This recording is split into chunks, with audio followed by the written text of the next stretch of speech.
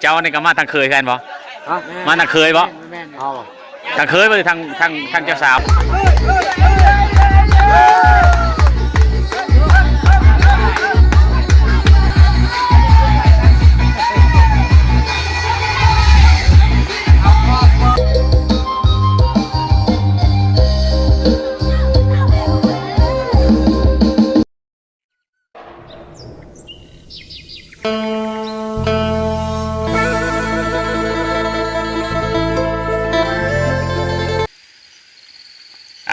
กับสบายดีทุกคนแล้วก็สบายดี FC เมื่อสู่คู่ทุกคนกับบรรยากาศย่ำที่เช้าตอนนี้กับประมาณอยู่8 โมงปลายทุกคนเลยก็หลังจากที่ฝนเริ่มเช้าตกบ่าวทงสีกับชีย่างเลาะบ้านหน้าเมืองเซโปนก็มาสุดนี้ก็คือมาประสบพบพอมีงานดองของพี่น้องชาวเผ่าบลูก็คือส้นเผ่าตีนั่นเองทุกคนกามื้อนี้เป็นงานดองอีกอันนึงประเพณีจัดแตกต่างแนวใดไปเบิ่งนำกันทุกคนบอกเลยว่าผลกระตกนะแต่ว่าเขาเจ้าจะกะเกมแล้วเลยไปติดตามพร้อมๆกันกับบ่าวทองสีคนดอยเลยทุกคนนะบอกเลยทุกคนบรรยากาศนี่เป็นสีมืดๆแน่ทุกคนหน่อยนึงนะบอกว่ากันทุกคนสีมืดๆแน่เนื่องจากว่าฝนตกทุกเลยนะแต่ว่างานดองของพี่น้องชาวเผ่าบลูเขานี่ถ้าว่ามักฮักกันแล้วนี่เขาเจ้าจะบ่ได้จำแนกว่ามือเลยเอ็ดงานดองนะทุกคนเลยแท้จริงนี่ย่ำฝนตกเขาก็เอ็ดได้ทุกคนเลยนะนี่เขาไม่ได้ปฏิเสธว่าเอ็ดเลยทุกคนเลยคบกันประมาณทิศ1-2 ทิศมักกันก็แต่งเลยได้ทุกคนเลยบ่คือชนเผ่าลาวผู้ไทยเขาหรือว่าเอามืองามย่ามดีนะอันนี้เอาแบบว่าวันหรือเขาเอ็ดเลยทุกคนเลยนะถ้าว่ามักกันนะเบิ้งเส้นทางทุกคนเลยเนื่องจากยามผลขี้ตมนะเส้นทางนี่ทุกคนเลยนี่นะเนื่องจากว่าฝนตกโทรพายุเข้ามาแน่นะกับชาวบ้านเพื่อก็เอ็ดงานดองเอาไปเบิ้งนำกันทุกคนปาตรงสีย่างเลาะเบิ้งบรรยากาศยามเช้าทุกคนเลยวิวสวยขนาดเลยบอกเลยว่าธรรมชาตินี่สุดยอดทุกคน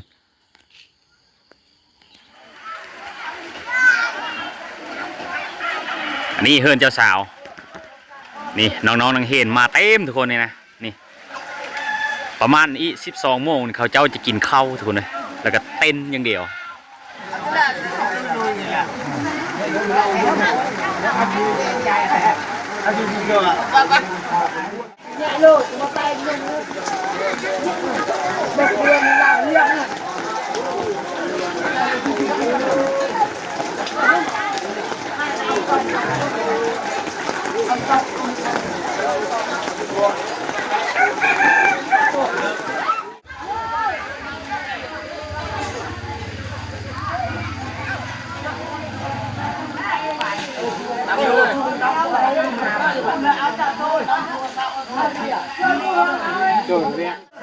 โอ้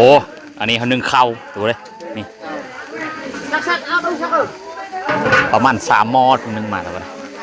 เพื่อว่านึ่งเพอไอ้น้องหลายคนมากนะถ้าทางเคยมาแน่ทุกคนเลยตัวนี้ก็คือว่าวิพิษก็คือใช่ไหมน้ำซ่าอันเดีย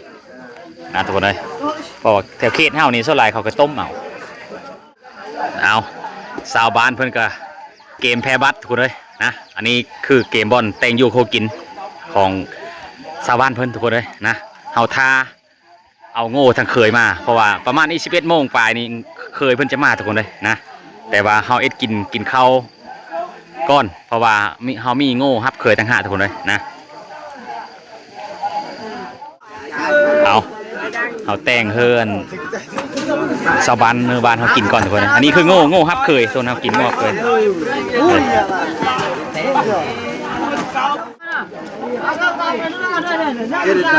อันนั้นคือต้มข้าวเปียกตัวนี้ต้มข้าวเปียกตัวนี้คือว่าต้องชี้ว่าทุกคนด้วยโง่ฮับเคยตัวนี้ไปแล้วไปเด้อดูชิวแล้วไปเด้อกันมา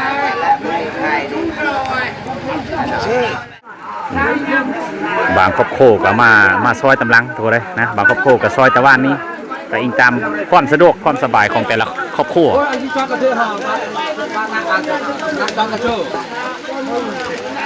เขาเปก2 หม้อนี่เขากับเกมเอาไว้ฮับเคยทุกคนเลยนะเกมเอาฮับเคยเขาเปตัวนี้เฮือนหลังนั้นก็เป็นเฮือนเดียวกันทุกคนเลยแต่ว่า ชาวบ้านมันตั้งเป็น2 หลัง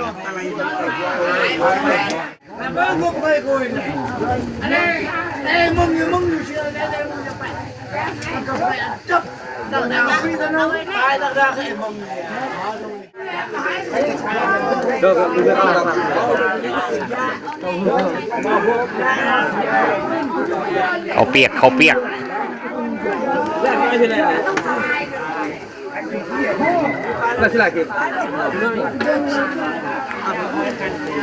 เอาทุกคนผู้ยิ่งนี่หลังจากที่เขาเจ้านึ่ง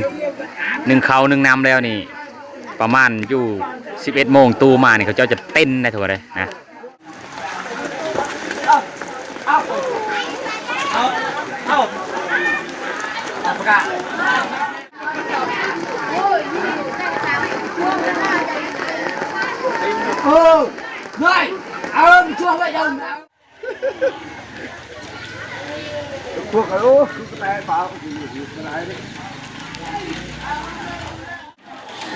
ชาวบ้านเพิ่นกลางเพบัดไว้คือเต็นทุกคนเลยเป่าท่าตู้มาขันตู้มากันขันไพ่บรับก็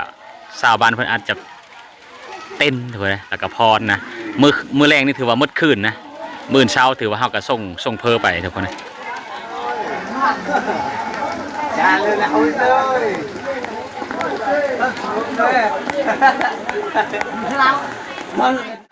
เนื่องจากว่าฝนตกชาวบ้านกับพากันเฮาไปนั่งอยู่กองตารางทุกคนเลยท้าทั้งเคยมากันเฮาจะพากันโค้โง่อีกทุกคนเลยนะ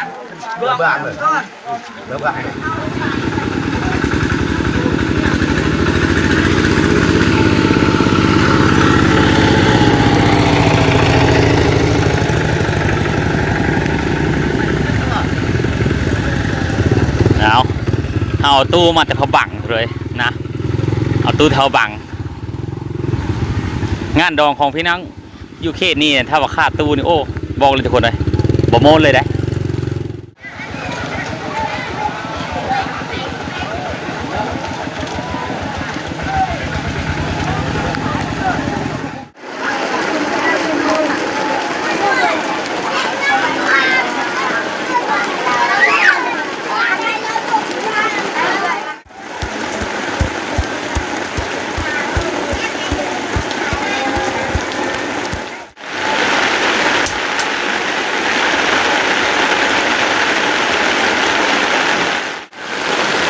งานดองพี่น้องเอ้ยฝนตกพายุเฮาเอา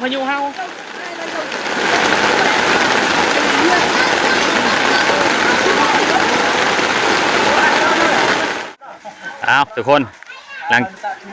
หลังจากว่าฮีทแล้วก็เฮาก็เอาโง่ไปเผาบ่นี่นะแต่ว่าฮีทของเขาเจ้าถ้าว่าฮีทมีแล้วนี่เขาเจ้าบ่ได้เผาโง่ทุกคนเลยนะเฮาเบิ่งนำกันแห้งเ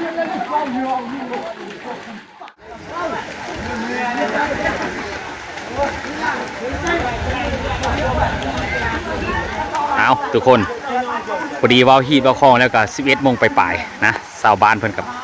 พากันโค้โง่โค้มูนะอันนี้ก็คือโง่ทั้งเคยทุกคนโง่ฮับเคยถือว่าหมดแล้วนะถือว่างานดองนี่ยิ่งใหญ่กำลังการเลยทุกคนเลยบอกเลยว่าแข่งผลเลยนะงานนี้ถือว่าสุดยอดเลยที่เคยเห็นในผ่านมาที่เคยไปตรงซีเคยถ่ายผ่านมาทุกคนเลยจะได้แห่เคยแข่งผลเลยนะทุกคนเลยเอาเบิ้งนำกันนะทุกคนนะ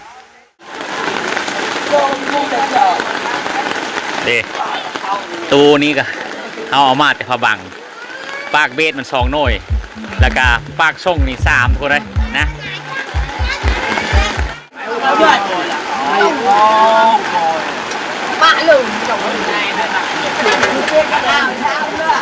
งานนี้ทุกคนคักยิ่งใหญ่ขนาดเลย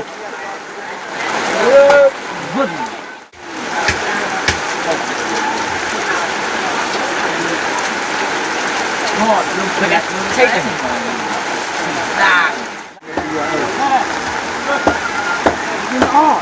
เราไม่รู้นะ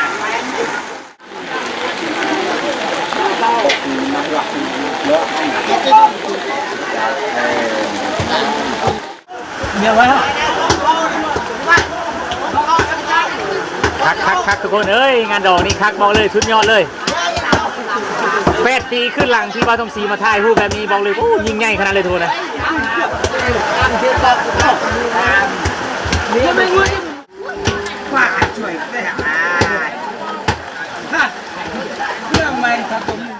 เด็กทุกคนประมาณ 3-4 โมงกันชาวบ้านหรือว่าวงกุ้งไก่หรือว่าเจ้าเริ่มมาขายเบียร์เนี่ยมันมีหลายคนทุกคนเด็กนะนี่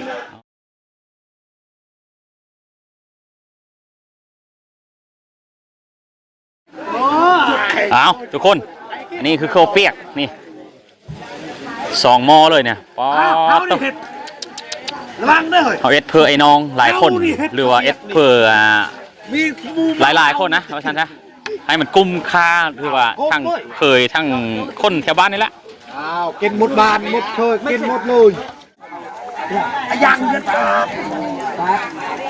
ที่คิดทันละนู้ก็นี่เลยเอากัดเขาโค้งไม่ได้จุดชาเสียเวลาเสียเวลาแล้วปุ๊บเนี่ยเขาเป็นมือไงคือมาฮันเดตรอไหนดูอ้าวโอ้ด้วยนะที่ว่าโอ้อันนี้คือหลับซุกทุกคนเลยนะหลับซุกฮะอ๋อซุปใส่กระดงเลยเนาะอ๋อ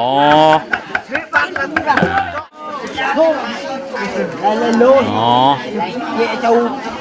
แผนการของเพื่อนล่ะปรุงเกลือแป้งโน่แล้วก็เอาน้ำเส้นในหนึ่งแล้วก็สลาวแล้วเอาชีสมาลงแล้วก็สลาวต่ออีกทุกคนเลยอ๋ออันนี้คือโฮค่าทุกคนเลยนะชาดำนี่บอกเกลือเอาเอาน้ำไปเถอะอีกเบิ้งทุกคนเบิ้งนี่น้ำโอ้ตุก30 ลิตรเลยได้นี่ว่าธรรมดาคักอะไรนี่ในพี่คนชอบตู่โยกมีอะไรกันมีเนาะมือถือไปเอาโอ้เอาพักสักก่อนเนาะตั้งสุดคักเลยคนกระตกเห็นลาบกับคักเลยนี่ตั้งนี่งานดองเนาะคนกระตกน้อยเนาะพูดพายุเข้ามาที่คอประเพณีมันทอดมือนัดไม้แล้วจะเป็นแมนโอ้เบาทองศรีผู้ถ่ายรูปกับหนาวทุกคนเนื่องจากฝนตก2 มื้อคืน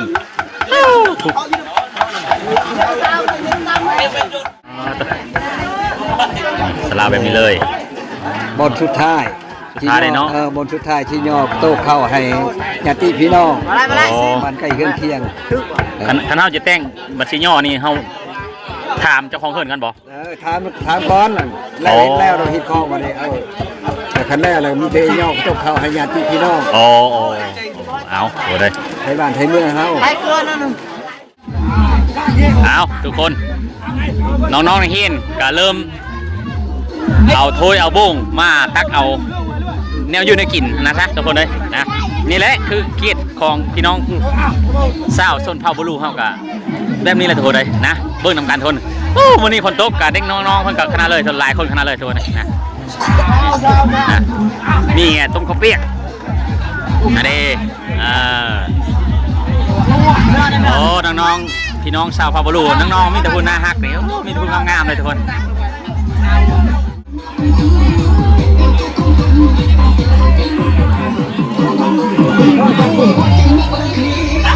หลังจากไพ่มาแล้วก็สาวบ้านหรือว่าผู้ใช้ผู้สาวหรือเจ้าสาวนี่นำผ้าเจ้าของบ้านหรือนำผ้ามู่คู่นี่พรเพราะว่างานดองของเราได้ทุกคนนะ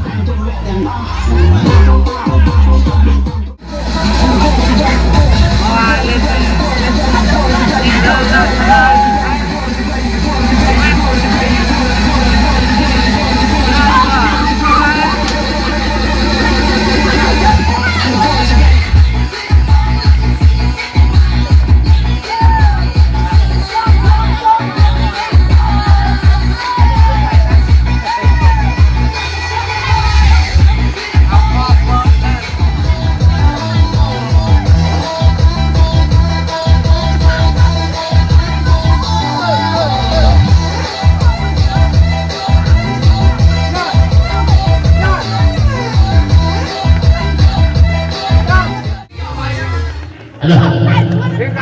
เอาไปเลยไม่ใช่เลยว่าแม่ทุกคนเลยอ่ะแดนเลยแดนเลยคนแรกเอาอยู่เอาทุกคนแดนเลยมือไม่ยินเนอะ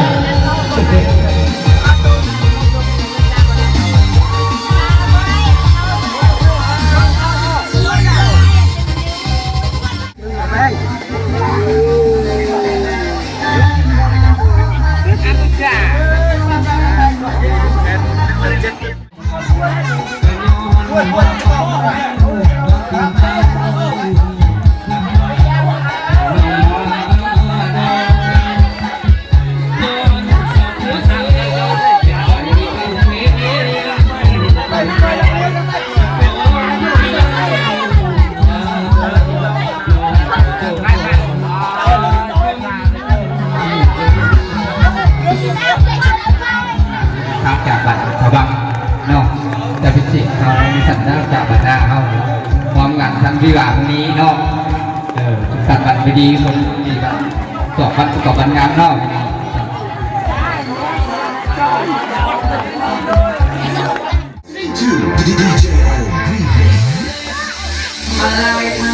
No matter what we body night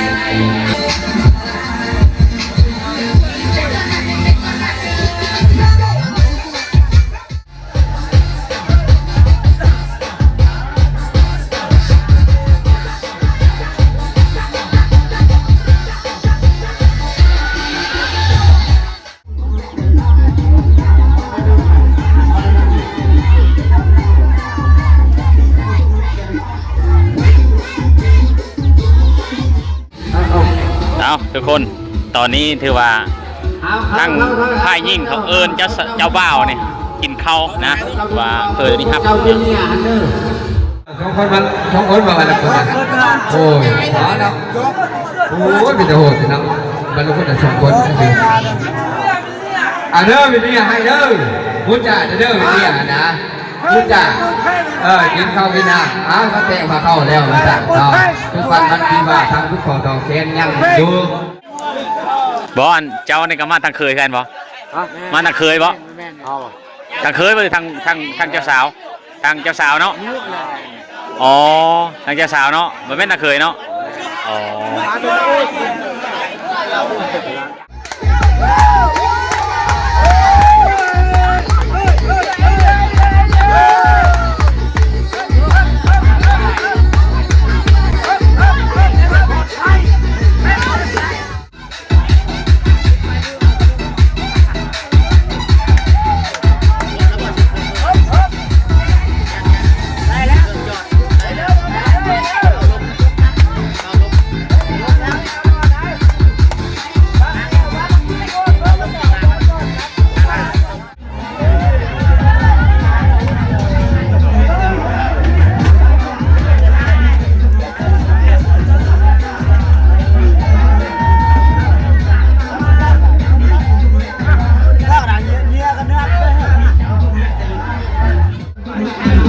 ถือว่าเอ้ยเลงกับพ่อโคนี่ว่าบอกเลยทุกคนเลยซับซ้อนขนาดเนื่องจากว่าฝนตกนะในงานดองงานนี้ถือว่าฝนตกเขาก็ทั้งพ่อโคหรือว่าทั้งโน่ยก็ซับซ้อนกันทุกคนเลยจักที่เฮ็ดอะไรนะดึงไพ่กันยากปกติเขาสมเสยเลยทุกคนนะบอกเลยว่า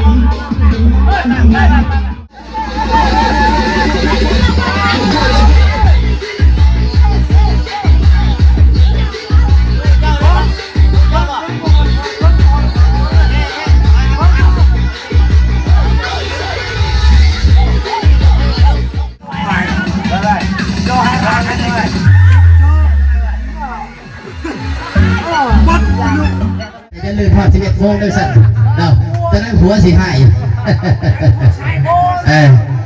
อาเทพพอใช่เหรอได้เนาะ